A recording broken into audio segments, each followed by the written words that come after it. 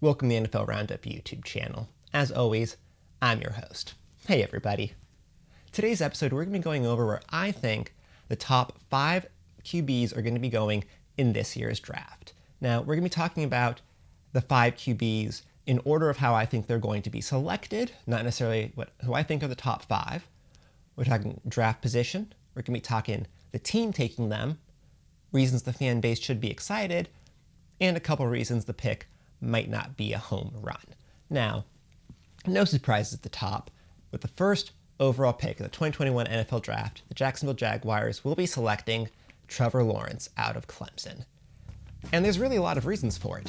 Physically, this guy is the total package. He can sling the ball all over the yard. He's got the size of an NFL linebacker almost, and he's got enough wheels that he can buy plenty of time or even get a few yards, maybe first down, with his legs. It's almost kind of, what you're looking for from the physical stature standpoint of a QB. And this tells you a couple things. One, the sky's the limit potential-wise, physical standpoint, for Lawrence. But also, two, you don't have the durability concerns of a couple of other quarterbacks, one in particular, that are going to come later on this list. Again, because he's pretty much almost the size of the people that are going to be hitting him. That helps. Now, the number 2 reason this is going to work is because this is a good system fit for him. Everyone knows he ran a very college-y spread system at Clemson. Well, who is kind of the father of the college spread? One of them is Urban Meyer, who's going to be his head coach in Jacksonville. And people even said that Urban finally took a job in the NFL because he knew he was going to get a QB like Lawrence. Now, I think his system is going to have to adjust a little bit to the NFL, right? Some of those very simple concepts are going to be a little more harder to exploit in the NFL, and you can't quite pick on, lower rung players in the NFL as much as you can in college. But all that being said, the fact that that Lawrence can take a lot of snaps from shotgun, see the field spread out, go with his first read, and after the snap, he will be set up for success, and that perfectly fits his game. Now, another reason that I think people sometimes overlook, especially with the first overall pick, is this guy's used to the pressure, and that matters. This is going to be the face of the franchise, hopefully for about 2 decades. And the fact that he has had so much national media attention since he was 17 and really has taken it in stride. He's focused on his game. He hasn't let those things get to him and doesn't also seem to be letting fame get to him. He still seems to be fairly grounded. He still seems to be someone that wants to work. And those are all great signs for someone that is not just going to be the person under center for your franchise, but the face for the media. Now, what are a couple of reasons Trevor Lawrence might not be the slam dunk some people are thinking? Well, for starters, for me, he didn't get a ton better from his freshman to his junior year. He did get better, for sure. He was reading stuff better, his accuracy increased a bit, he grew into his body, but, it's not the types of jumps that you've seen from Zach Wilson or Mac Jones. Those players clearly worked on their game a ton between their penultimate and their final season in college, and it shows. I don't know if I ever saw that from Lawrence, so I'm curious to see what having his, as much all the time in the world to focus on football will do for him in that regard. Now, the second reason I think this might not work out so great is because he misses more throws than you would think. I can't totally tell if it's because he's rushing things and he knows he can just arm it in there sometimes. If he overthinks those wide open shots, some players do that. But I do know that on a 2nd and 8, missing your check down that could have picked up 3 or 4 yards can be a drive killer, and that's something that can take the wind out of your sails. All of a sudden, you're heading back to the sideline on 2 negative plays in a row, sour taste in your mouth, and it's harder to come back out the next drive and just hit the ground running.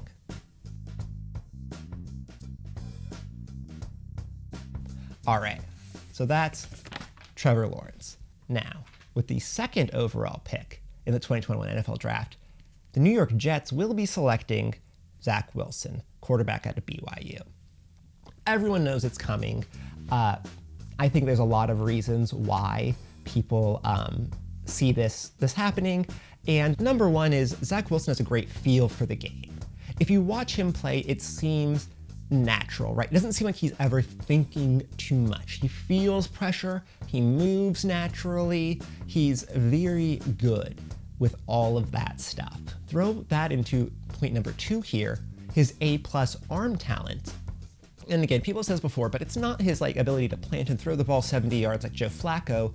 It's more the accuracy and drive he can get on the ball off platform, flicking his wrist and so forth.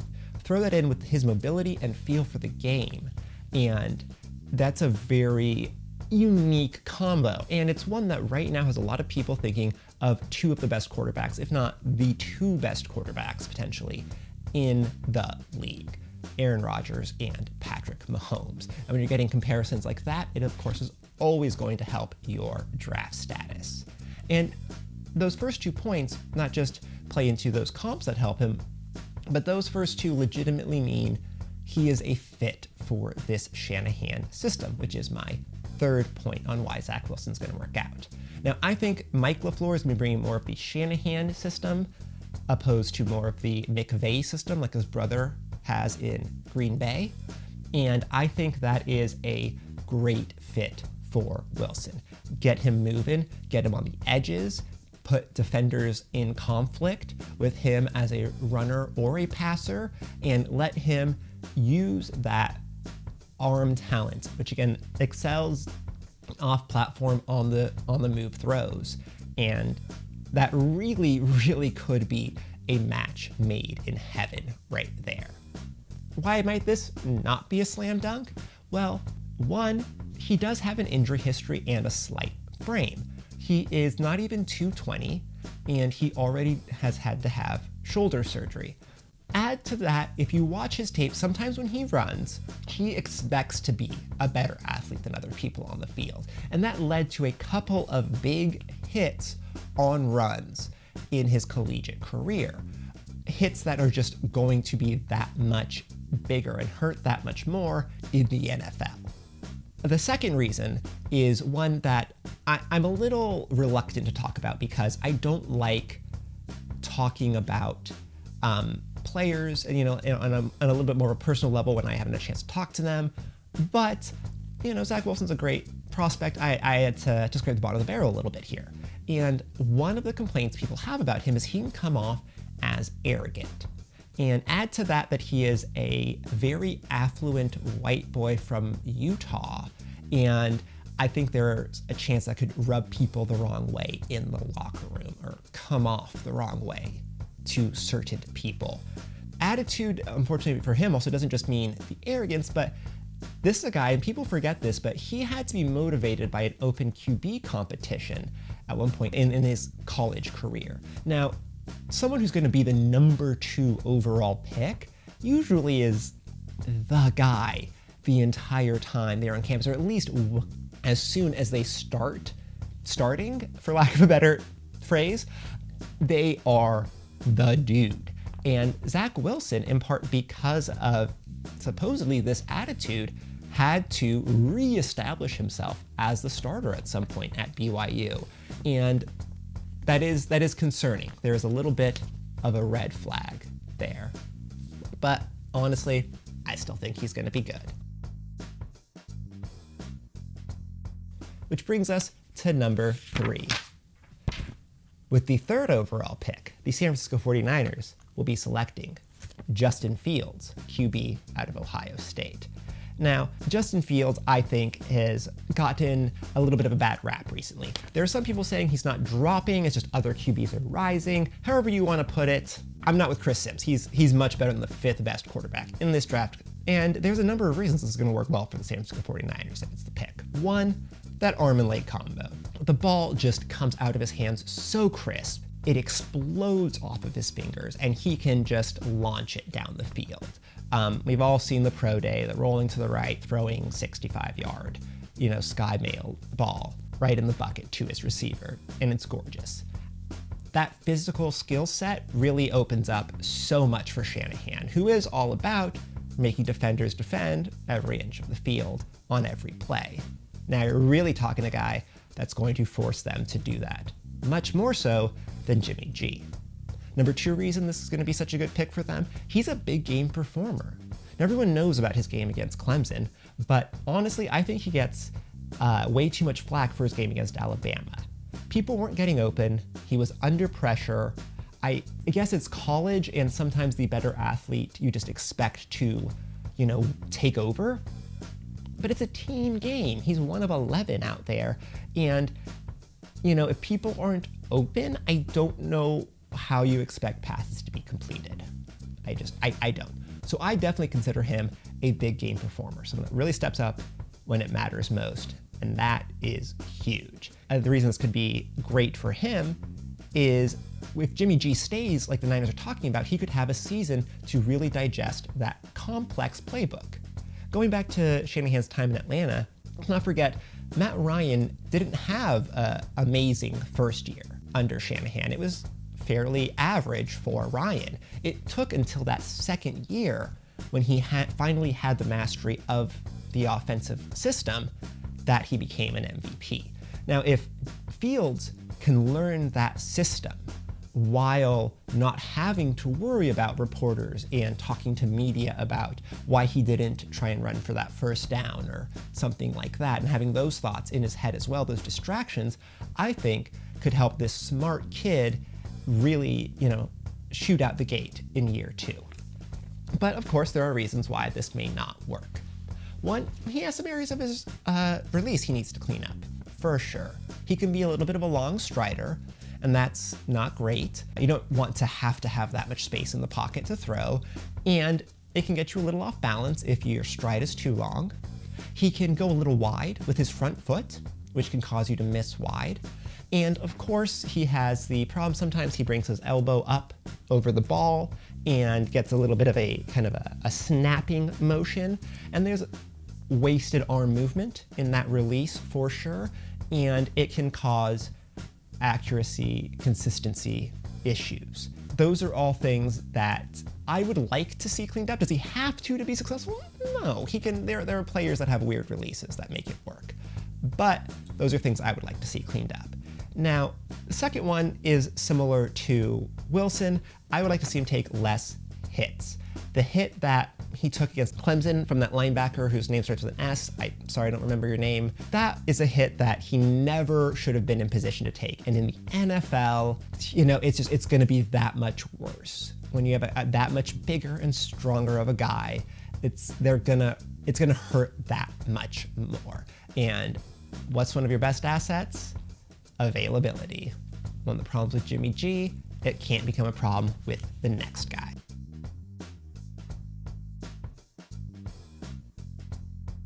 The fourth QB, I have the Denver Broncos selecting Trey Lance at number 9. Yep, I think they're going to be able to stay put and grab Lance because of the talent of people like Chase, like Waddle, like Smith, like the tackles, like Pitts, and that's enough. That's enough names. We only have to drop from 4 to 9 here. And when you look at the teams that are drafting in that area, I don't think they need to take a quarterback. I don't think they're going to be pushed or given a Godfather offer, so to speak, on a trade because we'll be down to the 4th QB. And I think teams will take a little bit more of a wait-and-see approach at that time. If that's what happens and Lance gets to the Broncos, I think the Broncos make that pick. Why is this going to work? Number one, he takes care of the football, and they have a defensive-minded head coach. What does your defensive-minded head coach want? He wants a guy that's not going to give the team other possessions. He wants the guy that would be toughest for him to game plan against, which is almost always a dual-threat quarterbacks, right? Lance has that 100%, and that fits. But at least it's kind of easy to see or assume, whatever you want to say, however you want to look at it, what Fangio is looking for from the quarterback position and from his offense. Secondly, I know he doesn't have a lot of experience. Obviously, we'll get to that in a moment here, but Because of his physical talent, you're looking at a quarterback that, similar to Cam Newton, early in his career, when he's struggling with the complexities of the NFL passing game, he can rush for 600 yards and 4 touchdowns a season. Absolutely, this guy can. I mean, if not potentially more, it depends on how geared towards QB runs the offense is. But he absolutely, I think, even an offense that's not meant to accentuate his legs as much as, let's say, the Ravens, I 100% think this guy could be 600 yards rushing, 4 or 5 touchdowns in his first couple years. No problem. And that would definitely make the transition to an NFL quarterback easier. Also, it makes the NFL quarterback transition a little easier, having a rocket arm. Not having to be so precise with your anticipation, everything like that. Really being able to fit throws into tight windows, to really get it to your speedster, no matter how many players pass rushers you had to dodge in the pocket and how long the play took to develop. That stuff really can matter, especially when you're looking at the receivers that the Broncos have, such as Courtland Sutton and Jerry Jeudy. Sorry, Sutton, messed up your name pretty bad there. That rocket arm could really become a coveted piece of his skill set.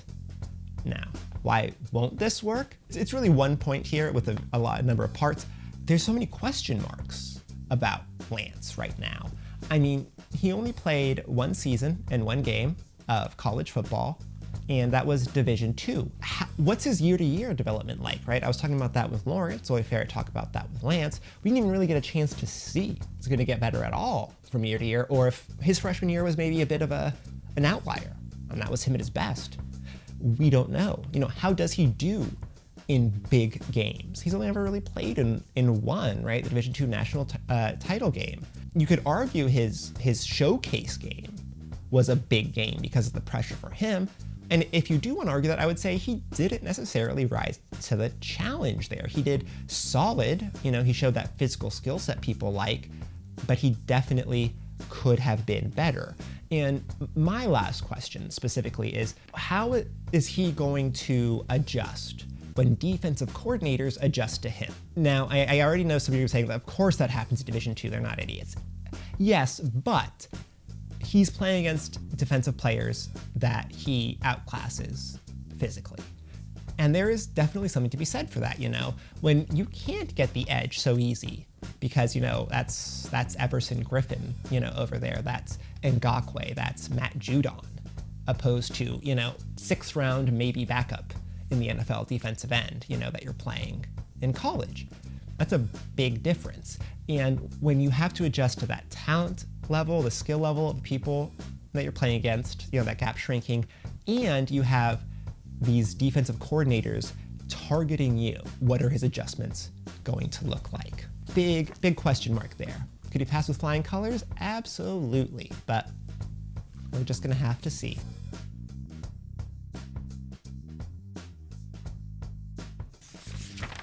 I think I forgot to do one of those earlier. All right, anyways, we are on to number 5. And with the 13th overall pick, the Patriots are going to select Mac Jones. Yep, first trade. So my reasoning for this is Mike Zimmer, I think, is going to stay in Minnesota for a little bit. He wants a smart quarterback. He likes the guys that don't turn the ball over and play the game from the pocket. Clearly, I think that's why he went after, or that organization went after, Kirk Cousins. I'm definitely in that camp that think Mac Jones could absolutely beat Kirk Cousins plus. And with Cousins' contract being up in a couple of years, the fact that next year's draft class for quarterbacks is not supposed to be nearly as good as this one, and I'm sure a team that has made the playoffs numerous times under Zimmer is not going to be expecting to pick this high again. So I think if he's there at 14 for Minnesota, they're really going to have to think about that. And there's a chance they select Jones. And I think moving up 2 spots is a price that the Patriots would be willing to pay. Even the Patriots who, don't trade up, especially in the first round very often in the draft. That preamble aside, there's a lot of reasons I think this could work. It's a similar situation to Bama. He's going to have coaches that have an excellent game plan, totally, not just on the offensive side. and something that he can buy into and say, okay, yeah, I can see how if I just stick to this script, we are good. And that's the type of QBing that I think Mac Jones can excel at with his intelligence and processing skills. Now, he also fits a lot of the things we've seen from McDaniel's offenses in the past. Not necessarily this one seeming more geared to Newton with the 12 personnel and bigger packages and more based off the run game, but clearly a lot of people have made the comparisons to Tom Brady with Mac Jones, and that idea that someone that can process, just find who's open and get those, get 4 to 6 yards 3 times in a row, that's a first down. First down, first down, first down, touchdown. Can't stop that. It's like singles in baseball. You keep hitting singles, they can't end the inning. That's exactly the type of quarterback he can be, and we've already seen McDaniels and Belichick thrive with that kind of offense, and a quarterback that views the game and manages the game in that sort of way. Also, for Mac, one of the knocks on him is he's not nearly the physical specimen of the other quarterbacks up here in the top 5. But, I think there's something to be said for not having all the time in the world, right? This is a quarterback who was also going to school, who has limitations on how much practicing he can do because of NCAA rules, and he's a quarterback that prides himself more on the mental side and technical side of the game than his physical skills. Now, take away school, take away the NCAA restrictions, and pair him with an NFL training staff, and I think you could absolutely see a development physically from him. Look at Tom Brady, of course, again, as an example people like to throw, someone who got much more athletically talented between being selected and when he turned 25, 26. Aaron Rodgers, the same way, is viewed the same. The exact same could be true for Mac Jones. Now, is he going to take this to a, Aaron Rodgers level? Is he going to be, doing what we saw Aaron Rodgers do in his career? No, but he could take what's good enough and make it B+, A-. Now, why could this blow up in the Pats' faces? I don't know why my analogy for the Pats was so much harsher than everyone else's, but there you go. Anyways, as always, we've got a couple of reasons. One, can he make his teammates better? That's something, going back to how he fits the kind of Tom Brady style offense and team that Belichick and McDaniels had built. Part of the reason that worked was because Brady made his teammates better. Can Jones do that? Looking at it from a GM's perspective, that allowed them to spend much more money on the defense, knowing that Brady could take these players, these outside receivers that weren't, going to be ever someone who's going to make over $10 million a year, like a Chris Hogan, and turn them into a reliable part of a solid receiving core that wins the Super Bowl. I don't know. This is, again, a guy with only 1 year, a guy that had plenty of talent around him. We'll see. We'll see if he brings up the talent level of people around him, or if he doesn't start playing early at the Patriots. At least maybe we'll see, oh, look at the next guy up at Bama, the young guy out of California. These are the receivers and so forth don't look quite as good with him. And maybe we'll get an idea of, oh, look, maybe Mac Jones can do that. The second thing that, again, we don't know about him, and is with that lack of athleticism, he needs to be that much better at every other part of his game. The awareness, the anticipation, the processing. I think of a Chad Pennington, for example, when I think of that, especially later in his career. He really, the arm strength was just sapped on Pennington. He had to get a lot better at his anticipation. Someone who was already good at it coming out of college, but he had to get a lot better at it to make up for that. Now, clearly Jones right now has a much better arm than end of his career Chad Pennington, but that's still true. When you can't fire it into the space the size of a football like Wilson or something like that, you're gonna have to be that much cleaner, that much better with everything else.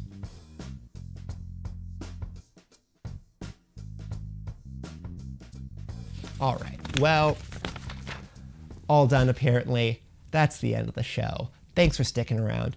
Thanks for watching. Please like, subscribe, and comment, and I will catch you all next time. little joke. These are unrelated papers. Totally just props.